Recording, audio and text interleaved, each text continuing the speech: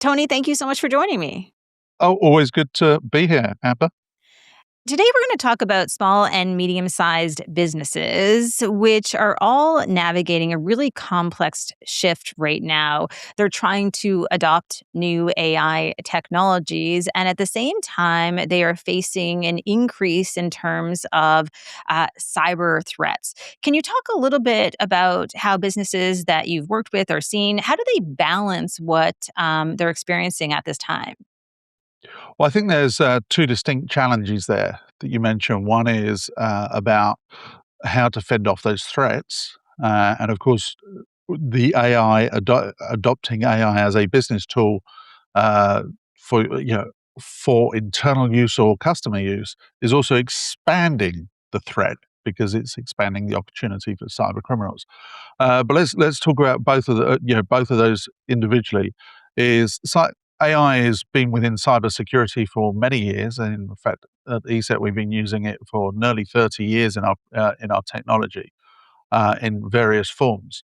But today, companies need uh, fairly good sophistication to use some of those AI tools.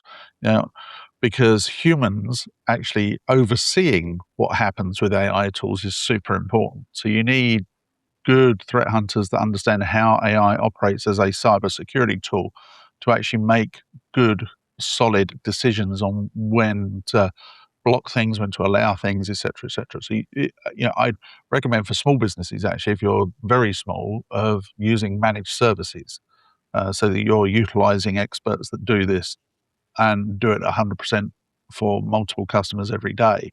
Now, on the AI adoption of other things, I'd recommend to every business actually to stand back slightly and don't rush.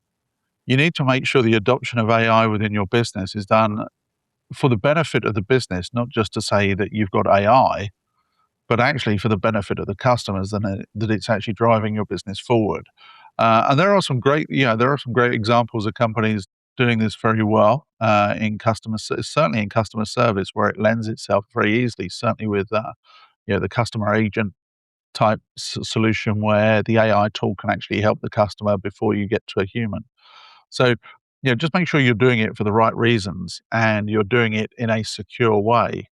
And one thing I'd always say is your security team should be involved in every business decision that involves technology. Don't do it independently of your security team. What about some of the AI powered scams and malware that exist today? Because we have talked over the past couple of years, and it feels like the risks are getting worse, and the AI is getting more sophisticated. So, what is the state of things right now? And what should small businesses know about some of these risks? Well, cyber criminals aren't using AI. Yeah, AI is not attacking you. It's a cyber criminal attacking you using AI within the tooling, or they've improved the way they're attacking you by using AI tools to make it seem more legitimate. So let's make sure that we don't think AI is attacking us to start with, because it's a human behind it that's attacking us, actually doing this. We don't see what we haven't seen yet is a cyber criminal adopting the position where AI actually is running the attack. We've seen AI in use within a piece of malware, but primarily that's pretty much always been a proof of concept. It's not been done in the wild. Now, one thing people often ask is why do I think that this isn't being done by used by cyber criminals effectively? And I would say it's because there's too much low hanging fruit. There's too many businesses that still have weaknesses and vulnerabilities that are easy for cyber criminals to go at. So why go down this path of complicating your business and using new AI tools when you don't need to? One of the things that we're seeing, I think, everywhere is that cyber incidents are becoming normalized. It's almost like we're just glossing over when we hear these reports of these massive cyber attacks. What is the risk of us becoming so used to this that we stop paying enough attention to the point that potentially these businesses are more vulnerable? Well, firstly, I think we need to define what a cyber attack or cyber incident is, because if I ask some businesses, have you had a cyber incident or have you seen a cyber attack in the last week? Some will say five, and some will say none. Yet they might have seen the same things. Somebody will class a phishing attempt as a cyber attack, and the other one will only class something that's what I define as a material attack. And what I mean by that is an actual attack that goes beyond just that initial probe. Yeah, think of it as these were front doors. Somebody's coming along and knocking on the front door. Yeah, is that an attack? No, I think it's somebody just probing the front door. Somebody coming along and breaking the glass is an attack. Yeah, so I think we need to keep somewhat perspective on what an attack is, and businesses need to understand that. Now, is it becoming normal? Yeah, unfortunately, yes. But then, um, and it will remain normal all the time cyber criminals can monetize. So all the time that there are methods of payment that can mean that the cyber criminal can either sell data or walk away with extortion money, they will keep coming. So somehow we need to take the money out of cybercrime.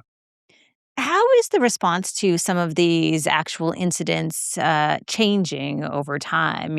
Especially considering that some small and medium sized organizations are involving law enforcement, some aren't. So, how is the response changing, and what is the meaning behind that? Well, we recently ran an SMB survey, and that was one of the interesting statistics that came back out of that survey was that the first person that somebody's contacting is actually a cyber insurer. Law enforcement are further down the list. Now, there could be numerous reasons for that. It could be that the cyber insurer asks for that. You always tell us first. And actually, the cyber insurer may well then be sending in an incident response team who will then deal with regulators, law enforcement, and such like, and do that on behalf of the customer.